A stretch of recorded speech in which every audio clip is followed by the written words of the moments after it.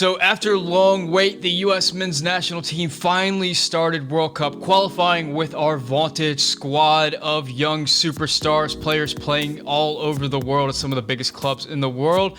And after a long wait, it kind of fizzled out. I mean, we're left kind of disappointed following a game that had so much promise and just kind of lacked any type of end product at all.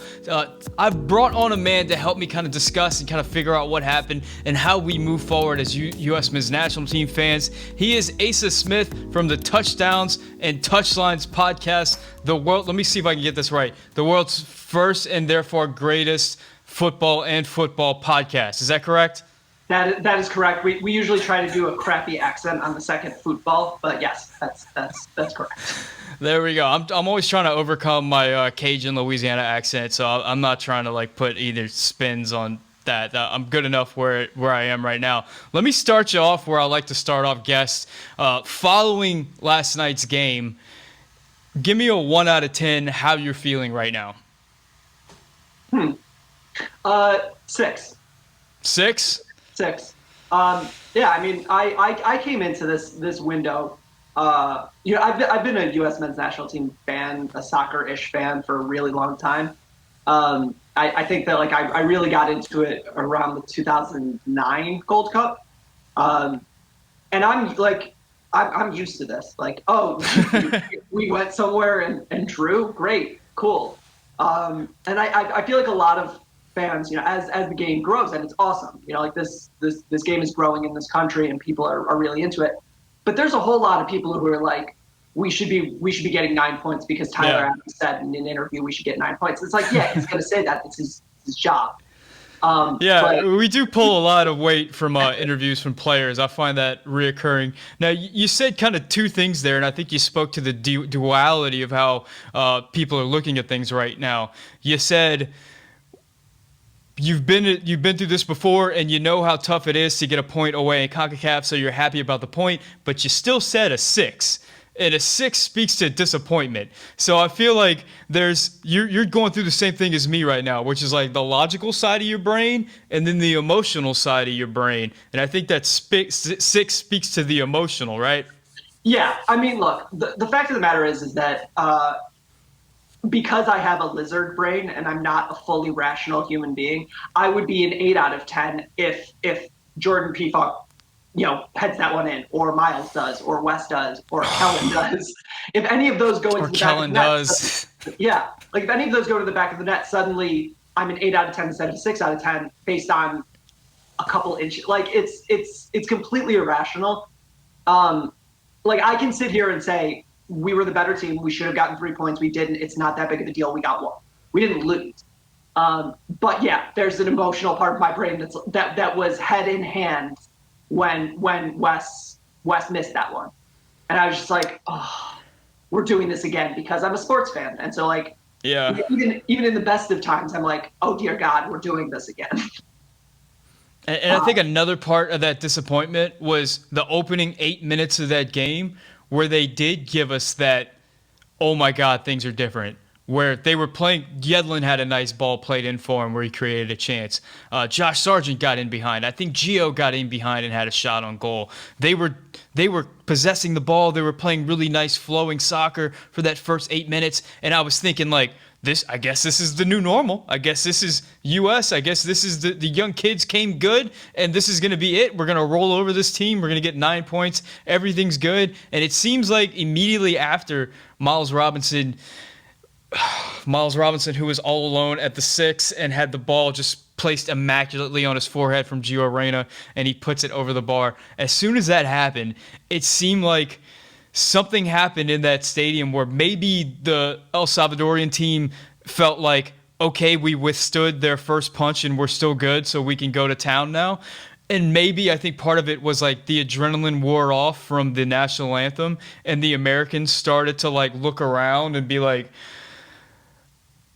there's a hurricane fence separating us from about 40,000 El Salvadorians in a stadium that has a capacity of 25,000, and this is different. Yeah, I think that there's a lot of, when you play with kids, And that's what we're talking about here. I mean, the average age of the front six was 20. So like these are kids. These are juniors in college. You can live off of emotion for about, like, it's like a truism in any sport. You can live on emotion for about 10, 15 max. And the rest of it is just like, okay, you got to play your game and you got to deal with what you're dealing with. And I felt like the kids, they played with that emotion real early and they played really well with it. And then suddenly you get into a fist fight. And I thought a lot of our players weren't ready for it. I mean, there was a completely out of context Tyler Adams quote that was going around about how he would have preferred to play in England or France instead of El Salvador. And people are like, oh, he needs to blah, blah, blah. And they missed the point. The point he was talking about was field condition. But there is something to that. There is something to understanding where you are. And it was in San Salvador. It wasn't in Paris. It wasn't on immaculate fields. It wasn't playing beautiful football. It was a fist fight. And that's fine. We'll be fine for that. We didn't lose, and at no point did I ever feel like we were going to concede. You know, there was that one long ball that had Reem one-on-one with a winger. I want to say around like the 20th minute. That was let's see, I have it right here. That was like over Serginho Dest, where Dest had a 50-50 and just took himself out of the play as per usual in this game. But Reem kind of cleaned it up. Reem had a pretty nice game. But anyway, go on. No, but like what I'm saying is that, like, outside of that, it wasn't a scary game. Like we've been in these games where you're in San Jose or San Salvador or wherever, and you're like, this is oppressive, and we need to pray to get out of here with a point. That's not what this was. This was like, okay, we're the better team, and we couldn't finish easy chances. There were two clean headers, Miles and Callum. And then and one of those goes in, and you're like, okay, it was a CONCACAF game away. We won. Yeah. But like I think this is one of those things where it's like, it's a cheap lesson. It was a cheap lesson for 20-year-olds. Brendan Aronson learned some things last night. Gio didn't, because Gio's fine, because Gio can play in these games. But I think Conrad learned some things. I think Serginho learned some things. And I think that Berhalter learned some things. Specifically, I hope about Serginho Dest on the left side with a player who's not Christian Pulisic, because I think that he and Conrad ran into each other like 4 times. So it's a cheap lesson. You got to point away. The truism stays, and it's a truism because it's true, which is you draw away, you win at home, you go to the World Cup. Yeah. There's so many points in that I want to kind of pick apart and kind of talk about. I think the first thing is, you mentioned, there's a bunch of juniors in college out there. Well, we actually have a junior in high school too, in Gio Reyna. Maybe he's a senior in high school right now. I'm not sure exactly, but he's 18 years old out on that field. And it occurred to me that, like, some of these guys who are like 20 years old are looking to more of the veteran members of this team, guys like Weston McKennie and Tyler Adams. Oh, wait, those guys are only 22 years old, and they're experiencing their first CONCACAF away game as well. Maybe there's like a guy like Miles Robinson in the back who's 24 and also experiencing his first CONCACAF away game. The only guys on the field to start who've experienced anything like that before were DeAndre Yedlin and Tim Ream. Even Matt Turner hadn't experienced anything like that before. So it was just, I think that the whole squad realizing in the same moment together that, like, we're not in Kansas anymore, and you just saw the emotion or whatever it was, just the secret stuff that the squad had in that first 10 minutes just go away. Now, you spoke about Serginho Dest, who had probably his worst game maybe of his life. I don't know about his youth at Ajax, but it's possible. We saw in the Nations League, in the Nations League window, and we saw kind of prior to that as well in some of the friendlies, that there was some trouble brewing with Serginho Dest, especially with his defensive ability. And I think I saw in that Mexico game, and maybe in some of the other games as well in that Nations League window, that whenever things got – what's that? the Switzerland game. Yeah, the Switzerland game, we got carved open. And it seemed like as that adversity and intensity brewed, that wasn't really where Serginho Dest thrived. And I was worried about that heading into CONCACAF away. Because, I think as fans, we see CONCACAF away games on our screen, and we're sitting there in our living room. So to us, it's just like a poor field, maybe not a great referee, maybe a bad crowd that's yelling at him, but like that's the beginning and end of it. And we don't think about like arriving in this foreign country with dudes with M16s standing around the bus, and then like having guards bring you to and from everywhere. You're not allowed to go outside the hotel room because people might attack you. I heard in the latest Orange Slices podcast that Mark McKenzie and Heath Pierce were talking about, like, they say sometimes you can go to the pool, but be careful because people might jump the fence and there's no guards around the pool. So like you're just sitting in your hotel room like a captive for whatever 24, 48 hours, realizing that like I'm in opposition territory. It's not like Barcelona going to Real Madrid where you're staying at the Four Seasons and like Real Madrid fans might like slap the bus, but you can walk around the city without worrying about like physical altercations. And that's sort of the headspace. Yeah, that's the headspace that these players have going into the game. And I think like particularly with Serginho Dest, like that affected his game. Let me interrupt for 1 second to tell you guys about the sponsor for today's video, OneFootball. OneFootball is the perfect app for any soccer fan out there.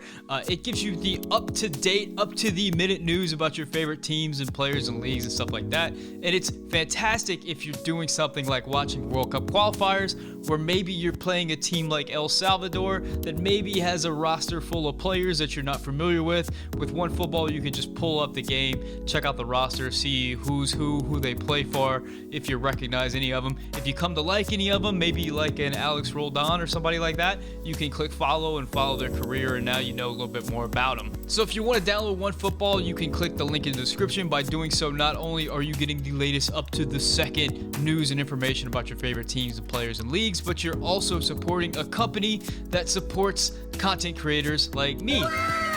So thank you to OneFootball, and let's get back to the video. Yeah, and there's no like air of violence at Real Madrid. Yeah.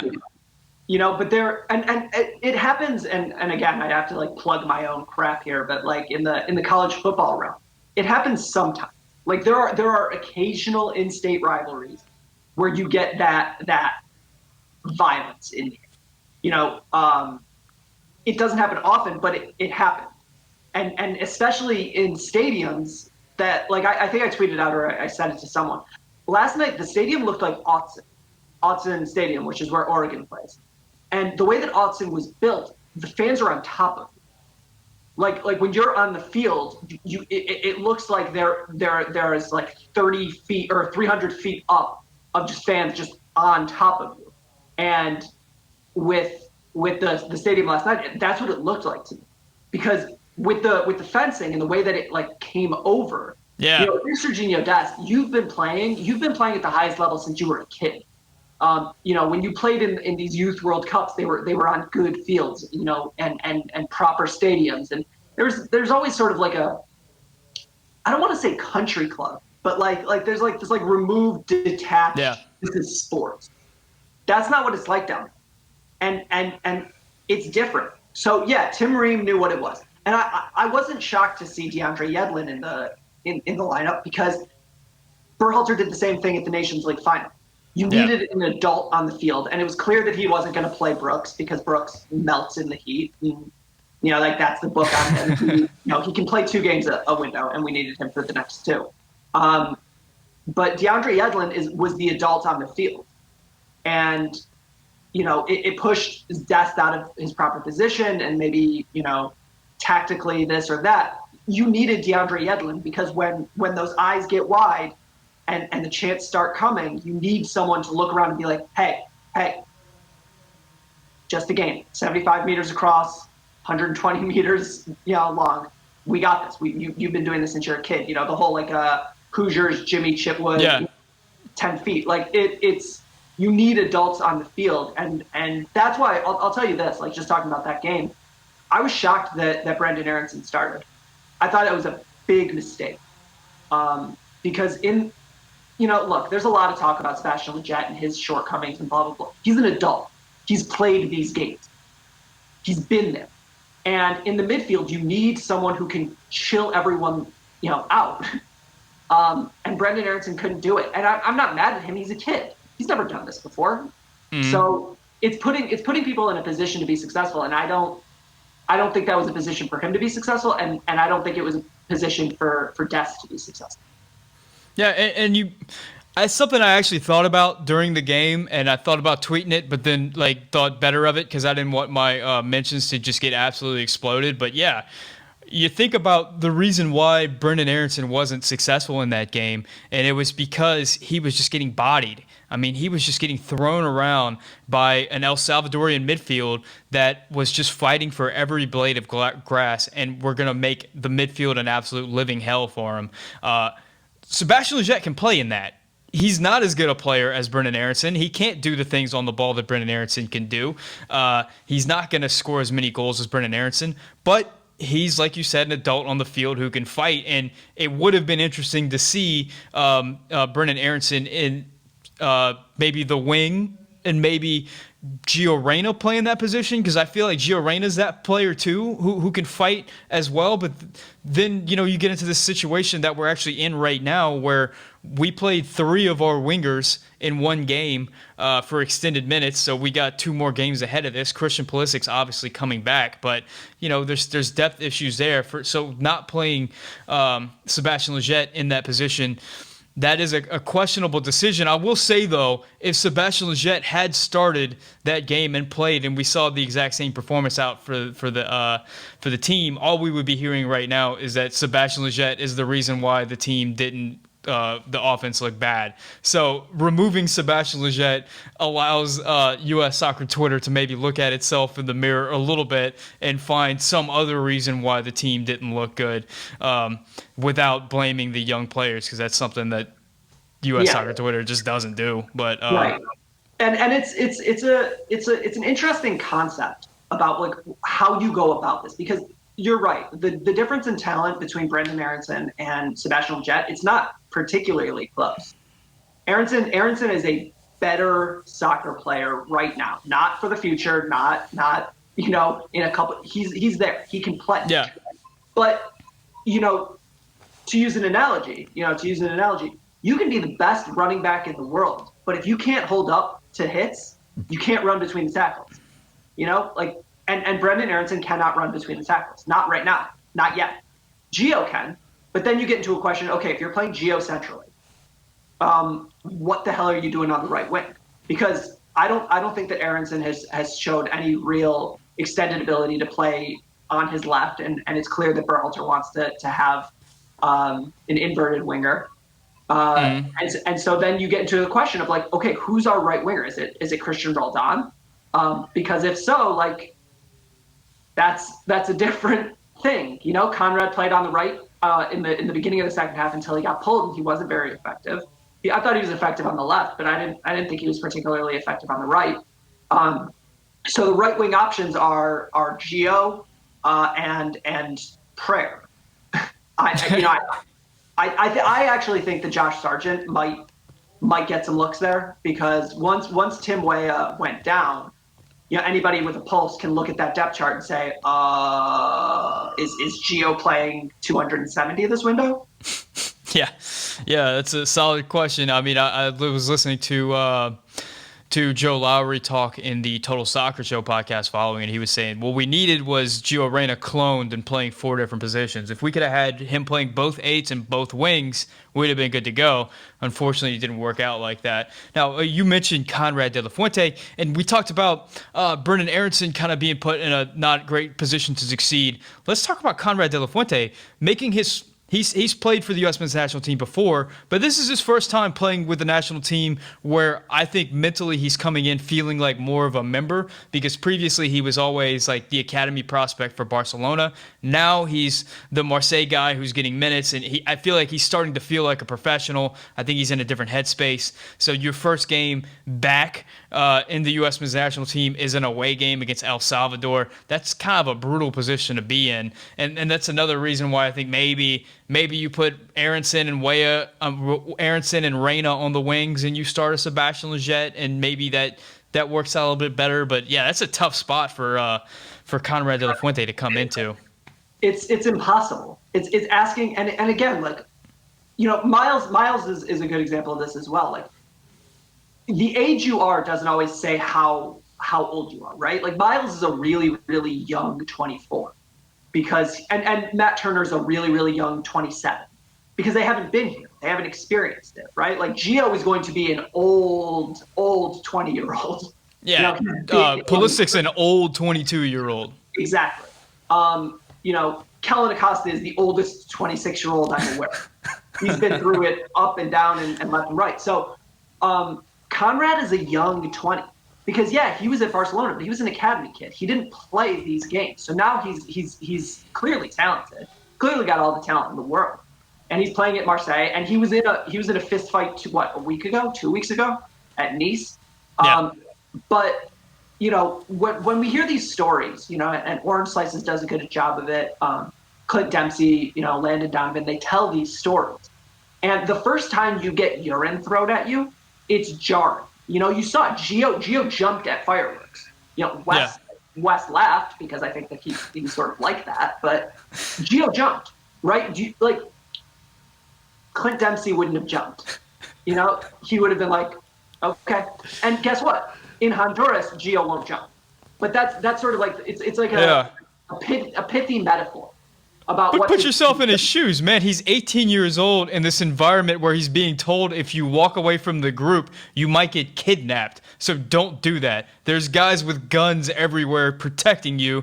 You're standing there and you're worried about snipers shooting at you from the stadium, and you hear fireworks and you jump. Like that's the headspace these people are in. Now go out there and perform to the best of your ability. That's right.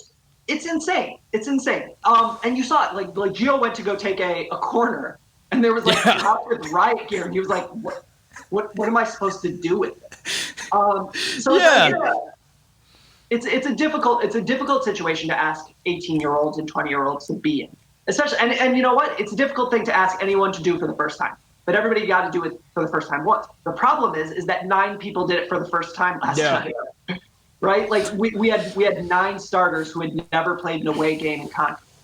And look, Denver wasn't an away game. It was a semi-hostile stadium, sure, but it was not an away game. You were sleeping in Denver that night, not San Salvador. You had a really nice locker room. You had a place to charge your cell phone. You were good to go. You walked out on the stadium. Whenever you left, your bus wasn't held down by the opposition fans and keep you from leaving. And I don't even know what time they got out of the stadium, but I saw the pictures where like hours after the game, the bus was still there because the El Salvadorian fans just decided, we're not going to let you out. Yeah. And that's the thing, is that like you only know how to do that when you've done it. And they've done it. And now the next time it happens, Miles isn't going to be freaked out. He's going to look over at John Brooks and be like, and he'll be able to do it for Chris Richards or Justin Shea or whoever is next on the line. But this is, and I obviously we're here, so you have to talk about why we're here and why we're all freaked out the way that we are.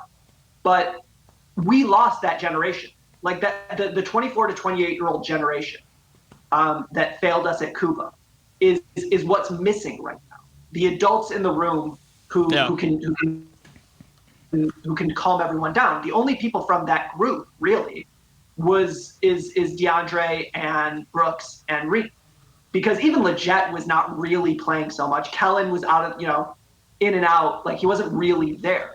So Christian was there for a couple games, but he was at the time, what was he? He was 18, 17? 17, Yeah. So like you just didn't have the institutional knowledge. And my hope and my understanding of what's going to happen is that that will not happen again, because Gio is going to be here for a long time, and I think Serginho is going to be here a long time. Brendan's going to be here a long time. Tyler, West, Sargent, all of them are going to be here for a while. But nobody was there. Josie Altidore wasn't there to teach Josh Sargent how to deal with it. And he should have been. Not that he should have been because he should have been in this roster. I don't think that he should have. But like, he should have been I understand there. what you're saying. Yeah. He should have been there because he should still be with the squad. Right. Like, that's what he was supposed to be, but he didn't live up to that. Michael Bradley needed to be there for Tyler. Well, there should have been players that we don't even know their names right now. Maybe it's Will Trapp, maybe it's Keaton Park, or not Keaton Parks. I can't remember the guy's name. The guy that went to play Scotland for a little while. But there's But there's other players that were supposed to be. Juan Agudelo was supposed to be there. What's his name? Gil.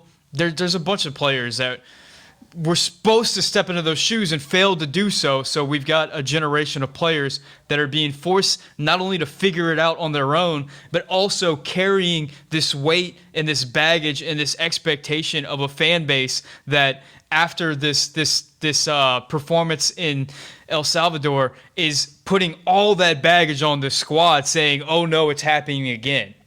Right, and the thing is, because that's the thing, is that if you qualify in 2018 and we go into El Salvador and we draw, everybody's like, okay, fine, it's CONCACAF, we'll be fine, it's fine. But that's not where we are. And it's not DeAndre's fault.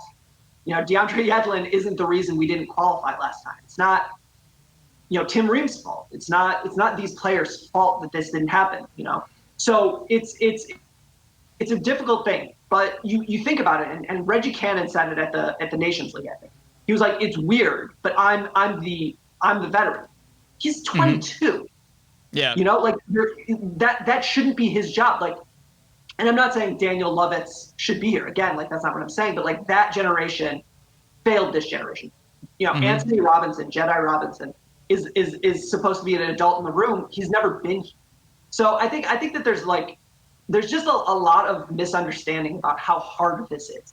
And especially for the first time, I expect there to be a massive difference between the team that took the field last night, and I'm not talking about in personnel. I'm talking about in confidence and understanding.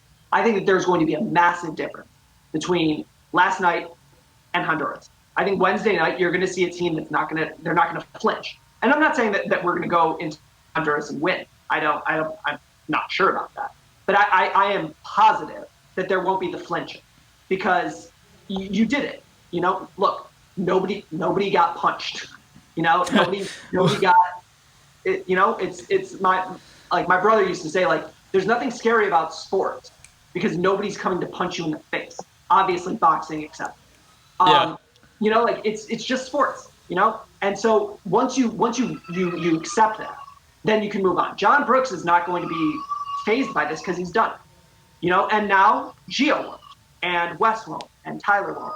And, going down the road, when we need other players to step in, because this isn't the last time wingers are going to get hurt. This isn't the last time that central midfielders are not going to be available. But when Yunus Musa shows up in, God willing, October, West can take him aside and say, hey, this is what it looks like. This is what it's going to be like. This isn't Valencia. This isn't Spain. This is we are going next week. We are going to Jamaica, and I don't know, who knows what it's going to look like. But just be ready. And then when Yunus steps on the field and he's wide-eyed, there are 10 people around him who are like, it's fine. Yeah. You can have one person freaking out. You can't have none. And I'm not saying that everybody was freaking out at the same time, but you know what I mean. Yeah.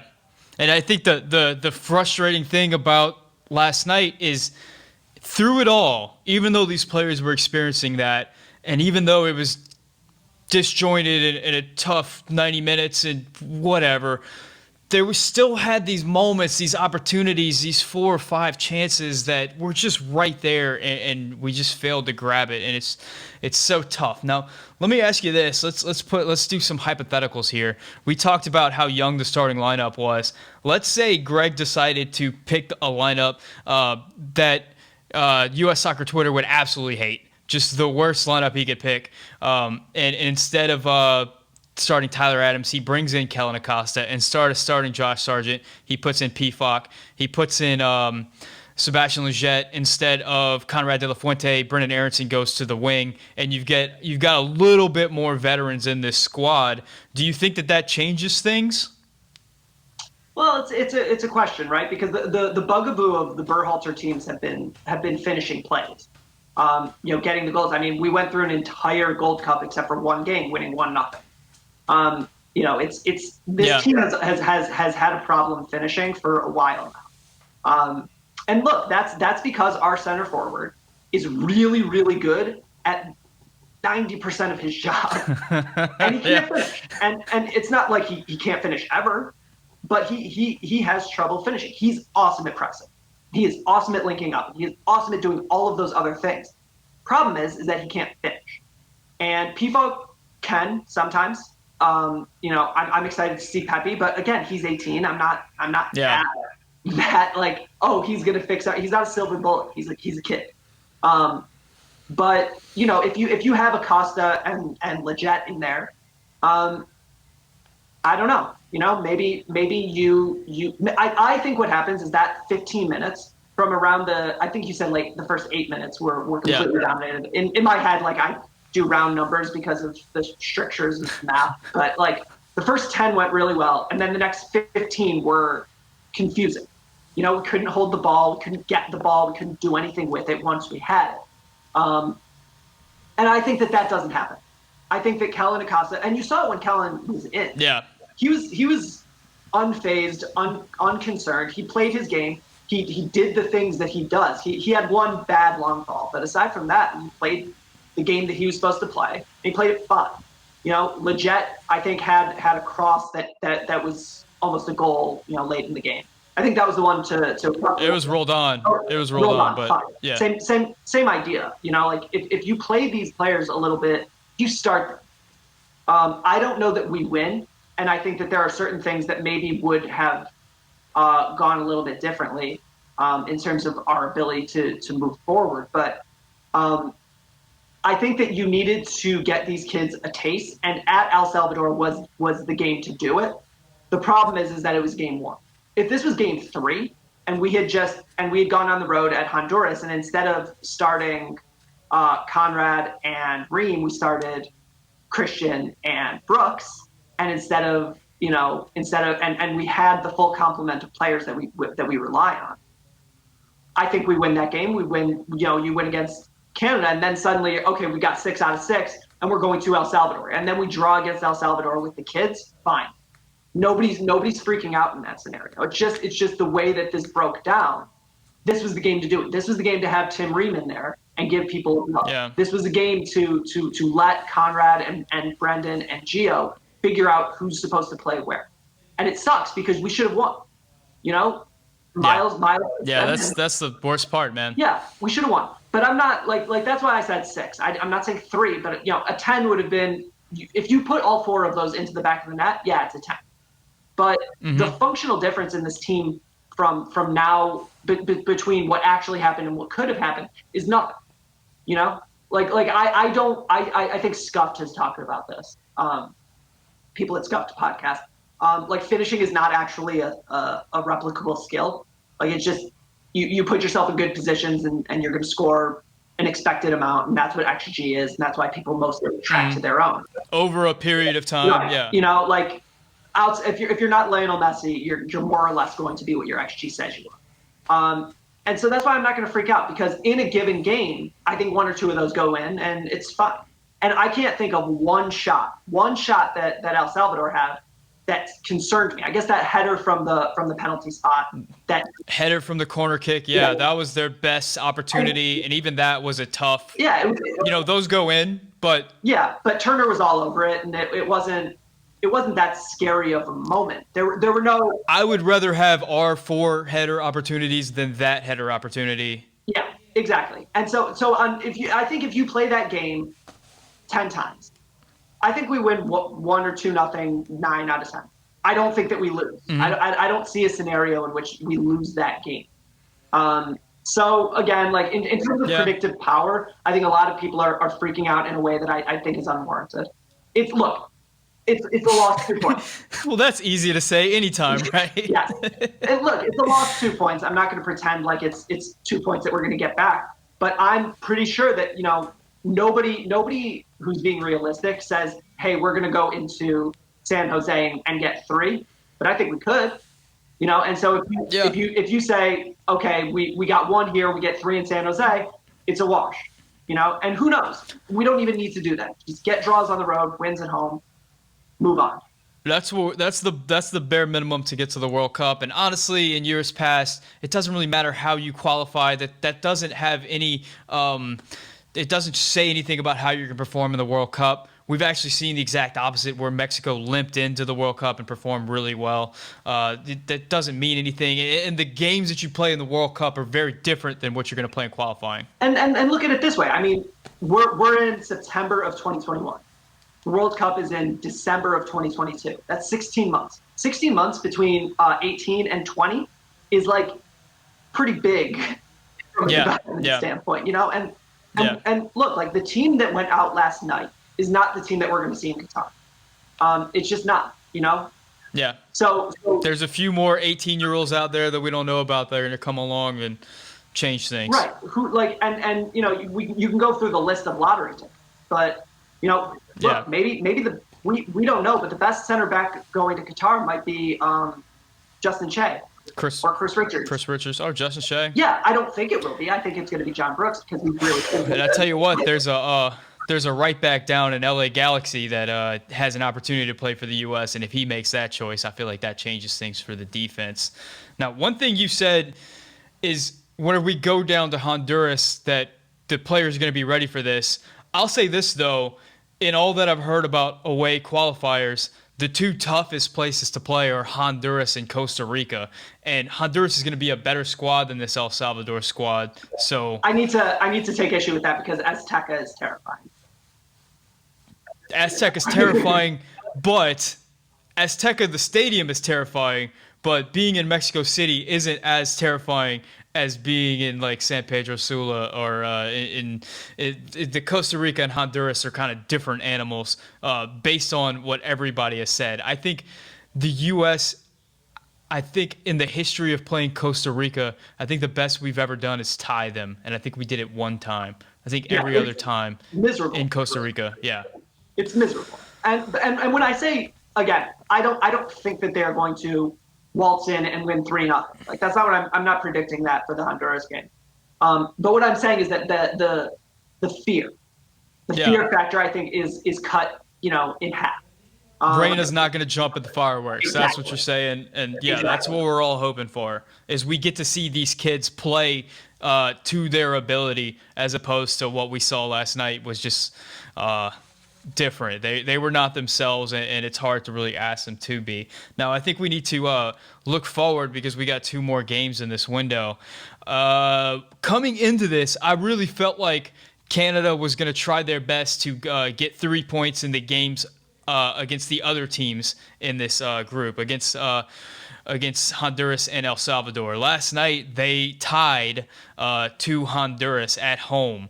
So I'm putting the game theory to you. If you're Canada, does tying at home to Honduras mean that you need to get a point away to the U.S. and then try like hell to get 3 points in that last game against El Salvador? Or do you concede the 3 point? Like, how are you going about this? Are you bringing your big guns for the U.S. or are you saving something in the gas tank for that last game?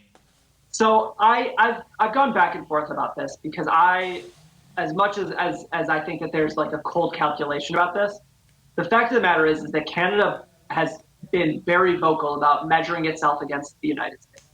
They don't measure themselves against Mexico. We measure ourselves against Mexico. They measure themselves against us.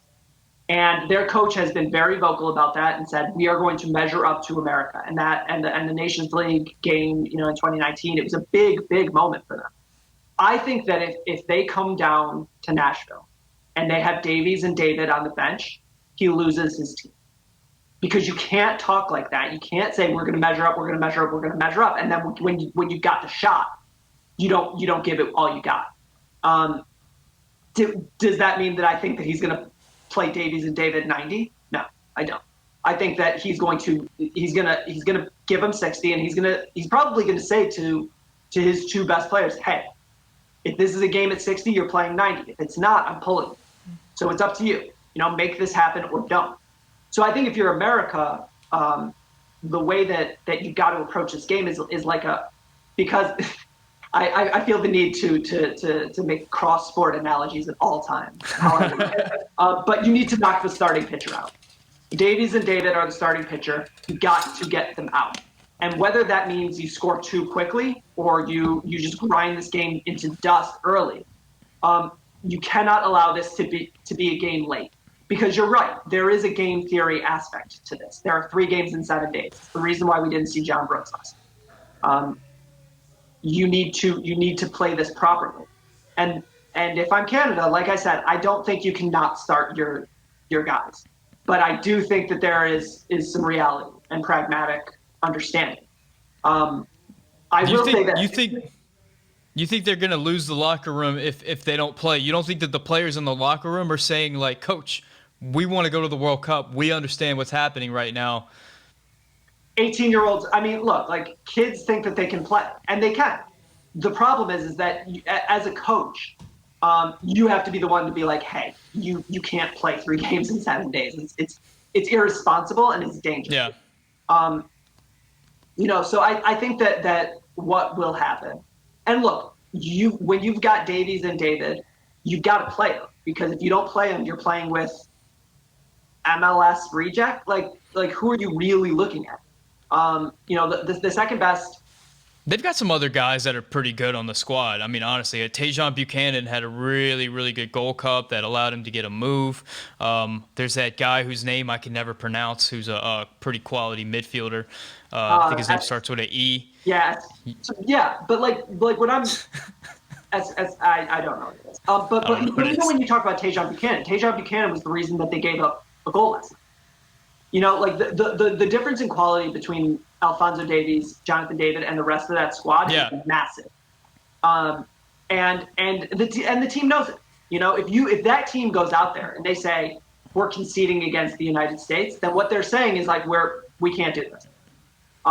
Whereas if if you're a coach and you go to your team and you say, look, there's a reality here. We're trying to make a World Cup, and we're not gonna do that by running you into the ground. But we're going to give you the opportunity.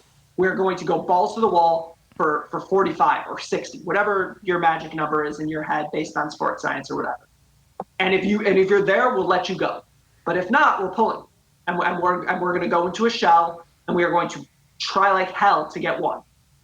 But I think I don't know how you can as a coach tell your team and tell your guys, hey, we are going to measure up to the United States, and then when they got a shot to go play, at our house early on with your guys. Everybody's healthy for them, except for a backup center forward.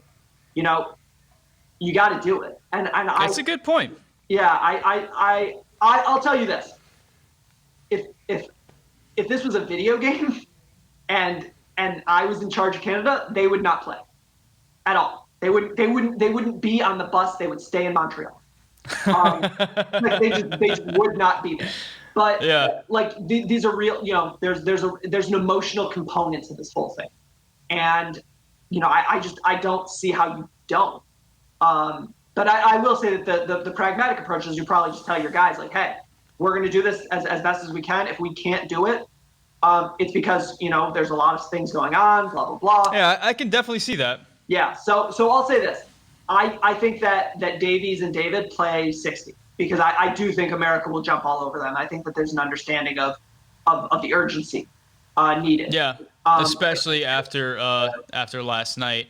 Now, one thing that is keeping me a little bit more relaxed than I think a lot of people out there is this understanding, and something you mentioned kind of earlier is that even though the U.S. attack is disjointed and has been disjointed, and we have been struggling to create chances, and that has been a trend, the other trend on the defensive side is we've been lock solid, man. Outside of the Switzerland game and the Mexico game in the Nations League, I'm not sure that we've given up a goal in the run of play this year. And not only are we not giving up goals, we're very rarely giving up quality chances. Like we mentioned that chance that El Salvador had against that off that corner kick. I mean, that's a chance that you're going to give up no matter what you do. There's nothing really you can do to scheme that out. But in the run of play, the U.S. defense has been fantastic. And it's not just – you can't just point to like a certain back four and say they're the reason why. This has been Nations League. This has been Gold Cup. This has been this back four in the El Salvador game. That was a back four we've never seen before from the U.S. It's been consistent, and with the addition of Tyler Adams, I mean, Tyler Adams covered so many sins last night, and he's just such a Band-Aid for any ailing defense to have. Knowing that we're going to have that going into that Canada game makes me feel a whole lot better. And if you gave me the choice right now between a cohesive defense and a not so great functioning offense, or a functioning offense and a not so great defense, I'll take the defense every time. I think that kind of separates me from a lot of U.S. soccer Twitter people out there, because so many people only focus on the offensive side and kind of forget about that defense. But the defense has been great. Yeah, I mean, look, I'm always a believer in defense. Defense travels, right? Like defense, yeah. You don't need anything special. Defense travels. And in terms of like liking defense or offense, I mean, I'm a Michigan State fan. We don't do offense in the Big Ten outside of Ohio State. But like I've always been of the opinion that like give me close and dark and defensive games, because if my team is a defensive killer, that chokes people out. There's nothing more frustrating for an offensive player than to be choked out. Like there's no room, there's nowhere to go, there's nothing we can do. And the nice thing about the American defense, we're not bunkered. We're not playing a 6-3-1 here. We're playing, we're pressing. We're trying to create stuff with our defense. And we're taking the fight. It's an offensive, aggressive defense, but it is defense. And so that's why, there's been a lot of discussion about, who should our center forward be? It should be Pepe, it should be Chifa. I love Josh Sargent, because Josh Sargent puts in a shift defensively. He is there. He is running around. He is, and you know what? Pipa, when he came on, he did the same thing. It was like every time you looked up, there he was. And I love that. Bodies were hitting the floor around PFOC right and left. Exactly. And I want that. I want these games to be, defensive. And look, would I prefer to score 4 goals every game? Yeah, sure. It sounds like fun. But I don't rely on that. I don't think that is something that is replicable. I don't think that we as a nation, as a soccer nation, I don't think we are there. We just don't have 23 people who can keep the ball for 65% of a game against a cohesive defense. And that's not an insult. Our kids are young. They can get there, but they're young. They're not there yet. So I would much rather play a game where Tyler Adams is pressing high and Conrad and Gio are in the fight. I love that. I love that so much. Mm-hmm. And to go back to last night, I think one of the reasons why Aronson was playing in the midfield was so that you could have that additional pressure, because he's a crazy presser of the ball. The problem was El Salvador wasn't building from the back at all, so they just put it right over his head every single time, so we didn't really get to see that from him at all. Yeah, and look, like that's the game plan. You see Tim Ream and Serginho Dest playing against each other, you boot it up the right. And you play, and they did. They did a lot. Over and over. And because that's that's the only thing you can do, because you're not going to give up that option. If you see a weakness in the defense, you attack it, and you attack it, and you attack it. Now, as it turns out, Tim Ream played really well, and Miles Robinson and Tyler Adams clean up everything. They're both really fast and really good. So it ended up not mattering for our purposes. And like I said, Tim Ream played well. Like I don't want to minimize that. This was his game. This type of game is the type of game that Tim Ream is built for. There was no Diego Lainez out there. Nobody was going to run past him, in a way that was a problem. So I thought that he played really well, but yeah, I mean, like there wasn't anything that scary about it. And yeah, the frustrating thing is that we don't want our offense to be, we play really good defense and then we get set pieces and we have some superstars in Gio Reyna and Christian Pulisic and Weston McKennie and Serginho Dest, and we just hope they do something. And that's sort of our offense right now. Yeah, it's not a fun place to be. No, it's a problem, but it's one of those problems where, you look back on the big chances that we've had over the last 4 months, 5 months. We've been doing it 4 months. Most of them come off of counter pressing. And I think Jurgen Klopp once said, like, hey, counter pressing is better than any 10. The best playmaker you can have is counter pressing. And so, look, would I love if our offense was cohesive and knew what it was doing and could create actual chances in the run of play? Yes, that would be awesome. And I would really, really like to get there before 2022. Yeah, it's just tough whenever the opposition says, if you're going to counter press us, we're not even going to let you press us. We're just going to play ping pong and then kind of see what happens. We're going to kick the ball along, have it bounce around on this humorously ridiculous bouncy pitch, like one of the bounciest pitches I've ever seen. It was concrete, I think. It was like lower gravity. I don't know what was going. Like balls would just roll 30 yards and then bounce. Like I don't know if they were. Do you know what anyway, it was like? It was like did you ever play backyard soccer, like a computer game? No, I didn't play that one. Okay, so that like various places on the pitch, there would just be like power ups. It would just be like the ball would like roll over like a speed bump, and it's like bam. Like okay, so that, but in real life and in El Salvador. Yeah. So moving forward to Canada, what are you kind of hoping to see that's gonna pick you up and give you some optimism heading into that last game against Honduras? Christian Pulisic. Yeah, that's a big one, man. No, I mean, more seriously, what I want to see is I want to see a team that is not faint. So, coming off of this game, it'd be really easy to be down, and say, oh man, we missed that opportunity, blah, blah, blah. I want this team to come out with the same fire and the same energy and play, I think it was Sports Illustrated had an article just, I think 2 days ago or yesterday, that talked about like America embracing a role as a villain, and embracing that role as like a bully. And I want that. I want, and there are certain players who personify it more than others. Kellen Acosta apparently does. Oh yeah, which is great. But it's like it's the way that Gio plays, right? Like I want this team, and like you said, like a whole bunch of Gio clones, like great. But that sort of like that swagger, that anger, Matthew Hoppe has it in spades. Christian has it a little bit, but Wes doesn't have it. Wes has like a sarcasm about him, but John Brooks has it. And that's what I want. And DeAndre Yedlin has it. And that's sort of like that swagger, that anger, that bully. And that's what I want to see. I want them to come out, and I want them to explain very obviously to Canada that this isn't happening. Like you can go home losing, 2-0, or you can go home losing 4-0. Which would you prefer? That's what I want to see, and that's more. It's intangible, but I want there to be, in the same way last night, actually, as it turns out, the same way that there was never a real hope for El Salvador to score beyond or to win beyond the, well, who knows, something can happen. I want that same thing, but I want to get the 3 points.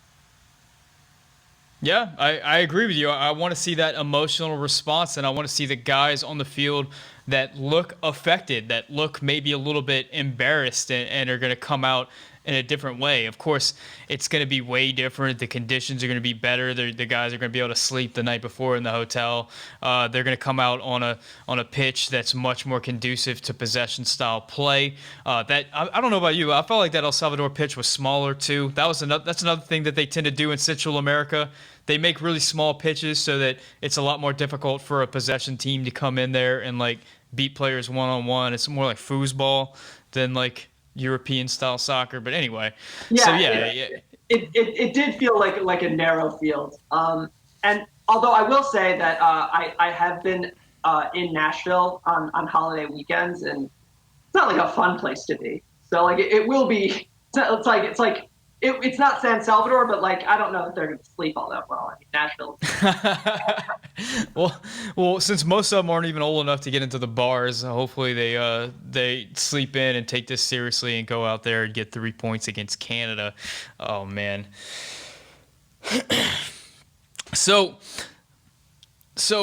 we're 1 point away from the first game.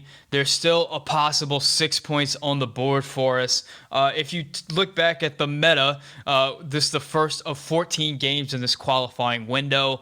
What do you think would be the point total that you're looking at as a success? Let me ask you, what did you think it was going in, and then what do you think now is like what you're going to be happy with, and what would be something that you're like worried about and waving the white flag if you see?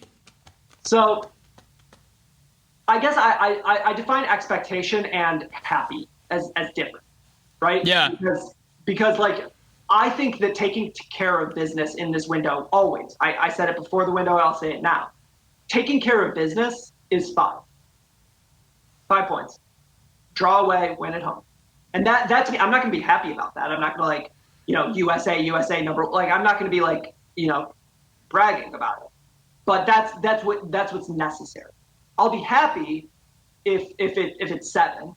I'll be sort of okay if it's 5. And if it's less than 5, then I think that we need to figure out why. Like what happened here and was it a problem or was it not a problem? Because look, like you'll lose games or you'll tie games or you'll drop points because of things that are systemic and things that are one-off. Mexico didn't need to change anything after the Nations. They wanted to, their fans wanted to, but coming out of that game, you say, look, it happens. You win some, you lose some, you miss a penalty, you don't, like whatever. The margins of victory and loss right there are not real. But if you go down to Honduras and you lose 2-0 and you possess 35% of the ball and you're scared, that's a problem. If you go down to Honduras and you lose 1-0 off of a set piece, off of a deflection, like, okay, fine, whatever. So I think it's a lot of how things happen. But I do think that less than that losing or drawing against Canada is a big problem. Like you need those. We got to get that 3 points. We got to beat Canada. Yeah, I will be upset if we drop points against Canada. And then if you win against Honduras, then like okay, like you needed 5 points, you got 5 points. But that 3 days or whatever it is between the Canada game and the Honduras game, like I will be not on Twitter because I try to be optimistic on that website. So let's say a win against Canada and then a more adult performance against Honduras would be a great result.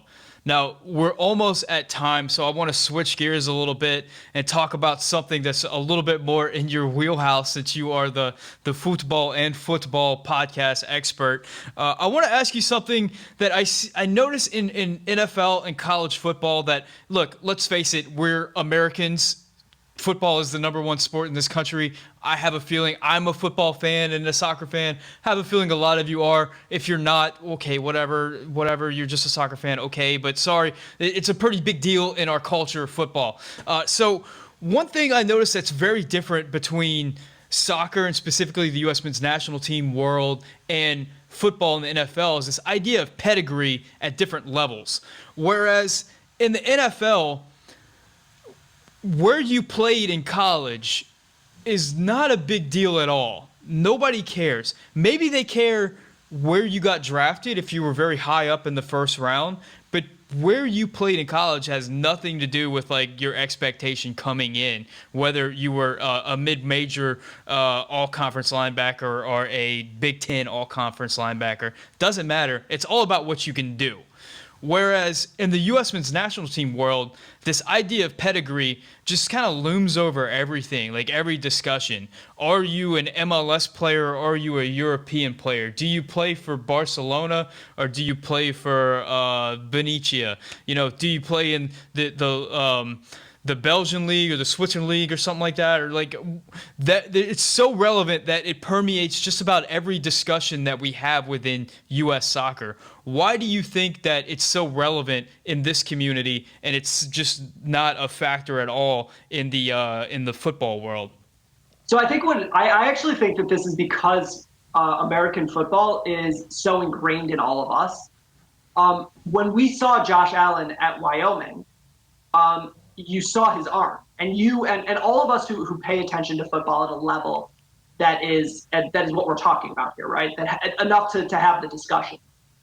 We all saw the arm and we all saw the legs, and you said, kid can do it. Now, I said he's not going to figure out the accuracy. Maybe he has, maybe he hasn't. But you could see the arm, you could see the legs, and you're like, okay, I get it. When you saw Joe Flacco at Delaware, it was the same thing. You saw the arm, you saw what he could do. Okay, fine.